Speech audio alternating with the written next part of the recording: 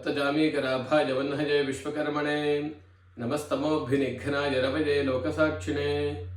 ನಮಸ್ತೆ. ಯುಗಾದಿಯ ಶುಭಾಶಯಗಳು.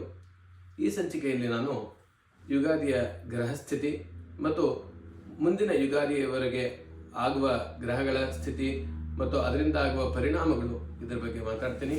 ಮೊದಲನೇದಾಗಿ ನಾವು ಯುಗಾದಿಯ ದಿನದ ಗ್ರಹಸ್ಥಿತಿಯನ್ನು ನೋಡಿದಾಗ ಇಲ್ಲಿ ಇರುವ 12 ರಾಶಿಗಳಲ್ಲಿ ಕೇವಲ 4 ರಾಶಿಗಳಲ್ಲೇ ಎಲ್ಲ ಗ್ರಹಗಳಿದ್ದಾರೆ.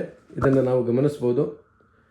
ಇದರಿಂದ ಆಗುವ ಫಲ ಏನಂದರೆ ನೋಡಿ, ಇಲ್ಲಿ ಗುರು ಮಿಥುನ ರಾಶಿಯಲ್ಲಿ, ಕೇತು ಸಿಂಹ ರಾಶಿಯಲ್ಲಿ, ರಾಹು ಬುಧ ಮಂಗಳ ಇವರೆಲ್ಲರೂ ಕುಂಭ ರಾಶಿಯಲ್ಲಿ, ಶನಿ ಚಂದ್ರ ರವಿ ಶುಕ್ರ ಇವುಗಳು ಮೀನ ರಾಶಿಯಲ್ಲಿದ್ದಾರೆ. ಮತ್ತು ವರ್ಷದ ಫಲವನ್ನು ನಾವು ಗಮನಿಸುವಾಗ ಶನಿ ಗುರು ಕೇತು ಮತ್ತು ರಾಹು ಇವರನ್ನು ಹೆಚ್ಚಾಗಿ ನೋಡ್ತೇವೆ. ಈ ವರ್ಷ ಗುರು ಜೂನ್ ಮಾಸದಲ್ಲಿ ಕಟಕ ರಾಶಿಗೆ ಬರ್ತಾನೆ. ಮತ್ತು ನಂತರ ನವೆಂಬರಲ್ಲಿ ಸಿಂಹರಾಶಿಗೆ ಹೋಗಿ ಮತ್ತೆ ವಕ್ರಿಯಾಗಿ ಮುಂದಿನ ವರ್ಷ ಅಂದರೆ 2027 ಜನವರಿ ಕಡೆಯಲ್ಲಿ ಮತ್ತೆ ಕಟಕ ರಾಶಿಗೆ ಬರ್ತಾನೆ. ಹೀಗೆ ಗುರುವಿನ ಪರಿಣಾಮಗಳಿದೆ. ರಾಹು ಮತ್ತು ಕೇತು ಡಿಸೆಂಬರ್ ಮೊದಲನೇ ವಾರದಲ್ಲಿ ಅವರು ತಮ್ಮ ಸ್ಥಾನವನ್ನು ಬದಲಾಯಿಸ್ತಾರೆ. ನಮಗೆ ಗೊತ್ತು, ರಾಹು ಮತ್ತು ಕೇತುಗಳು ಅಪ್ರದಕ್ಷಿಣೆಯಾಗಿ ಹೋಗ್ತಿರ್ತಾರೆ. ಈ ವರ್ಷ ಅವರು ಕಟಕ ರಾಶಿ ಮತ್ತು ಮಕರ ರಾಶಿಗೆ, ಕೇತು ಕಟಕ ರಾಶಿಗೆ, ರಾಹು ಮಕರ ರಾಶಿಗೆ ಹಿಂದೆ ಬರ್ತಾ ಇದ್ದಾರೆ. ಮತ್ತು ಶನಿ ಈ ವರ್ಷ ಪೂರ್ತಿ ಮೀನ ರಾಶಿಯಲ್ಲೇ ಇರ್ತಾನೆ. ಹೀಗೆ ಈ ವರ್ಷದ ಗ್ರಹಗಳ ಸಂಚಾರ ಇದೆ. ಮತ್ತು ಅಷ್ಟಲ್ಲದೆ ನಾವು ಇವಾಗ ಈ ಪ್ರಸಕ್ತ ಗ್ರಹದ ಇದರಲ್ಲಿ ನೋಡೋದೇನೆಂದರೆ ಒಂದು ಕಾಳಸರ್ಪ ದೋಷ ಅಂತ ಹೇಳಿ, ಅಂದರೆ ಎಲ್ಲ ಗ್ರಹಗಳು ರಾಹು ಕೇತುನ ಒಳಗೇ ಇರೋದ್ರಿಂದ ಅದು ಕಾಳಸರ್ಪ ದೋಷ ಅಂತೇಳಿ ಒಂದು ಇದಾಗುತ್ತೆ. ಮತ್ತು ಇದು ಗರ್ಭಸ್ಥ ಕಾಳಸರ್ಪ ದೋಷ ಅಂತ ಸಹ ಇದನ್ನು ಕರೆಯಲ್ಪಡುತ್ತೆ.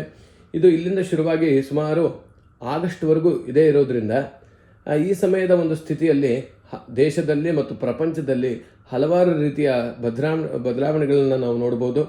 ಅಷ್ಟಲ್ಲದೆ ಕೋವಿಡ್ ಬಂದಾಗ ಗುರು ಮತ್ತು ಕೇತು ಇಬ್ಬರೂ ಧನುರಾಶಿಯಲ್ಲಿದ್ದರು. ಅಂದರೆ ಗುರುವಿಗೆ ಯಾವಾಗ ಕೇತು ಸಂಪರ್ಕ ಆಗುತ್ತೆ ಆವಾಗ ಏನಾದರೂ ವಿಪ್ಲವಗಳು ಬದಲಾವಣೆಗಳು ವಿಶ್ವದಾದ್ಯಂತ ಆಗುತ್ತೆ ಅಂತ ಹೇಳ್ತಾರೆ.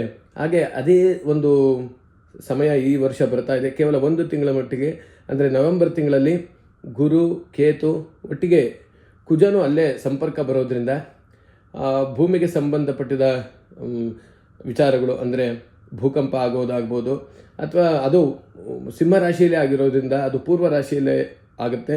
ಹಿಂದೆ ನಾವು ಗಮನಿಸ್ಬೋದು, ಕೋವಿಡ್ ಬಂದಾಗಲೂ ಕೂಡ ಅದು ಪೂರ್ವ ರಾಶಿ ಧನು ರಾಶಿಯಲ್ಲಿ ಆದ ಕಾರಣ ಇಲ್ಲಿ ಒಂದು ಬರೋ ಯೋಚನೆ ಅಂದರೆ ಅಲ್ಲಿ ಆವಾಗ ಪೂರ್ವ ದೇಶವಾದ ಚೀನಾದಲ್ಲೇ ಕೋವಿಡ್ ವೈರಸ್ ಶುರುವಾಗಿತ್ತು. ಹೀಗೆ ಇದನ್ನು ನಾವು ನೋಡಿದಾಗ ಇಲ್ಲಿ ಪೂರ್ವ ದೇಶದಲ್ಲಿ ಯಾವುದೋ ಒಂದು ಪ್ರಬಲವಾದ ದೇಶದಲ್ಲಿ ಏನೋ ಒಂದು ಬದಲಾವಣೆ ಆಗುವ ಸಾಧ್ಯತೆಗಳು ನವೆಂಬರ್ ತಿಂಗಳವರೆಗೂ ನಮಗೆ ಕಾಣ್ತಾ ಇದೆ.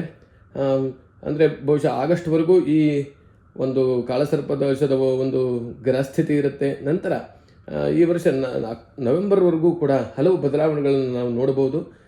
ಹೀಗೆ ಗ್ರಹಸ್ಥಿತಿಯಿಂದ ನಾವು ತಿಳ್ಕೊಬೋದು. ಮುಂದಿನ ಸಂಚಿಕೆಯಲ್ಲಿ ನಾನು ಒಂದೊಂದು ರಾಶಿಗೂ ಇದರಿಂದ ಆಗುವ ಫಲಗಳು, ಅದರ ಪ್ರಭಾವಗಳ ಬಗ್ಗೆ ಮಾತಾಡ್ತೀನಿ. ನಮಸ್ತೆ.